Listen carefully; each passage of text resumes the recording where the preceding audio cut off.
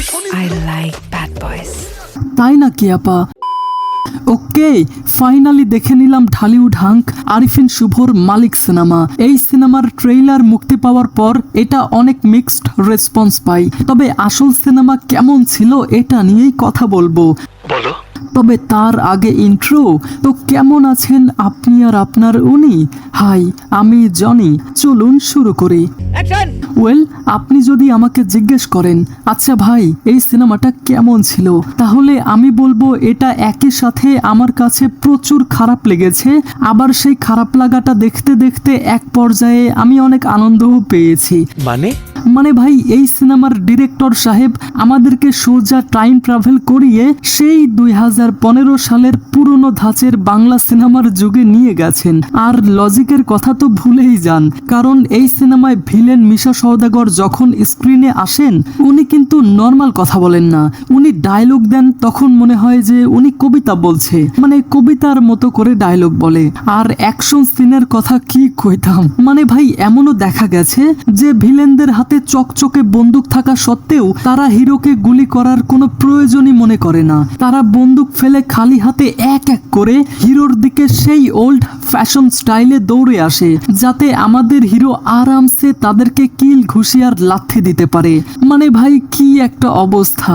এদিকে আরিফিন শুভ আবার এই সিনেমায় নিজেকে কেজিএফ এর রকি ভাইয়ের মতো প্রেজেন্ট করার এক আপ্রাণ চেষ্টা করেছেন, বাট আনফরচুনেটলি মেকার্সরা সেখানেও বাজেভাবে ব্যর্থ হয়েছেন। পাশাপাশি এই সিনেমাতে মা আর ছেলের দারুণ একটা অ্যাঙ্গেল ছিল, তবে সমস্যা হচ্ছে সেই ইমোশনাল কানেকশনটা স্ক্রিনে বিন্দু মাত্র ফিলই করা যায় না। আর এই মালিক সিনেমাতে লজিকলেস ছাড়া কিছুই নেই। বিশেষ করে এটার ভিএফএক্স এর সিনগুলো এতটাই ভয়াবহ যে সাম্প্রতিক সময়ে আমি কোনো সিনেমায় এত সস্তা ভিএফএক্স কখনোই দেখিনি। মানে আপনি এগুলো ইজিলি বুঝতে পারবেন। আর এদিকে বিদ্যা সিনহা মিম, তার ক্যারিয়ারে মনে হয় এটার চেয়ে জঘন্য চরিত্র আর আসেনি। পুরো সিনেমায় তাকে স্ক্রিপ্ট রাইটার শুধু একটা ডায়লগই বলিয়েছেন, ভাল লাগছে ভাল লাগছে ভাল লাগছে। ভাই রে ভাই, কি একটা অবস্থা। সিনেমা হলের সিটে বসে একটু পর পর এই ডায়লগটা শুনতে শুনতে আমার নিজেরই মাথায় বাড়ি দিতে ইচ্ছে করছিল। তবে দোষ আসলে তাদের নয়, স্ক্রিপ্টটাই এত ভাঙাচোরা ছিল যে বেচারাদের আর কিছুই করার ছিল না। তাই এখন যদি কেউ আমাকে এসে বলে যে ভাই এটার মাধ্যমে কি আরিফিন শুভর মেগা কামব্যাক হয়ে যাবে, তাহলে আমি তাকে সোজা বলবো ভাই হালকা মতে শুয়ে পড়, মানে বা তাকে বলবো যে লক্ষ্মী ছেলের মতো বাসায় চলে যাও। তবে হ্যাঁ, এত অত্যাচারের মাঝেও এই সিনেমার কিছু পজিটিভ দিক আছে, আর সেটাই আমাকে সিনেমা হলের সিটের সাথে আঠার মতো আটকে রেখেছিল।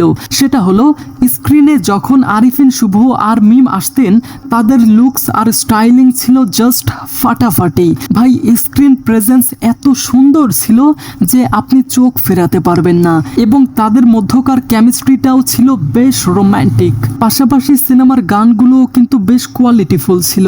পুরো সিনেমায় 3টা গান আছে, যার মধ্যে একটা হচ্ছে গুলগুলি পিঠা আর আরেকটা হচ্ছে দিলাম তোমায় কথা। যেই 2টা গান ইতিমধ্যে আমরা ইউটিউবে দেখে ফেলেছি। তবে এই 2টা গান ছাড়াও এখানে আরো একটা গান আছে যেটার টাইটেল বন্দে মায়া লাগাইছে। বুঝতেই পারছেন এটা কোন গান। আর সিনেমা হলে যখন এই গানটা বাজছিল তখন পুরো থিয়েটারের দর্শক একসঙ্গে গুনগুন করছিল, কারণ এই গানটা তো আমাদের সবার ইমোশনের সাথে জড়িত, তাই না? যাই হোক, এছাড়া পুরো সিনেমাটি যে আমি শেষ পর্যন্ত হজম করে হল থেকে জ্যান্ত ফেরত এসেছি তার একমাত্র ক্রেডিট দিতে হবে এটার ব্যাকগ্রাউন্ড মিউজিক বা বিজিএম কে। লিটারালি আমার এমন মনে হচ্ছিল যে সাউথের কোনো ধুমধুমার মাসালা সিনেমার ব্যাকগ্রাউন্ড আমি শুনছি, যেটা শুনলে এমনিতেই গায়ে কাটা দেয়। সিনেমার মূল প্লট বা কনসেপ্টটা কিন্তু বেশ ইন্টারেস্টিং ছিল। লাইক এমন একটা বন্দর দেখানো হয় যেটা নিয়ে শহরের সব ডেঞ্জারাস গ্যাংস্টারদের মধ্যে পলিটিক্স আর মারামারি চলছে। সত্যি বলতে গল্পটা নিয়ে দারুণ কিছু বানানো যেত, কিন্তু ডিরেক্টর সাহেব মেকিং করতে গিয়ে পুরোটাই খিচুড়ি পাকিয়ে ফেলেছেন। আর কিছু ওকে, এবার বলি এই সিনেমার ক্লাইম্যাক্স। ও ভাই, ওইটা তো পুরোই কমেডি সার্কাস। আমাদের আরিফিন শুভ একটু পর পর বুক ফুলিয়ে ডায়লগ দিচ্ছেন, আমি মরি নাই আমি বেঁচে আছি, আমি মরি নাই আমি বেঁচে আছি। এটা শুনতে শুনতে আমার কানের পর্দা জাস্ট ফেটে যাওয়ার মতো অবস্থা হয়ে গিয়েছিল।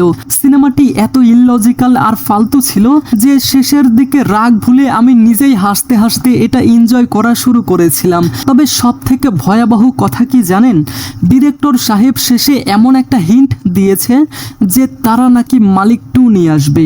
ভাই রে ভাই, পার্সোনালি আমি এই মালিক 2 দেখার জন্য এক ফোঁটাও এক্সাইটেড নই, বরং আতঙ্কে আছি।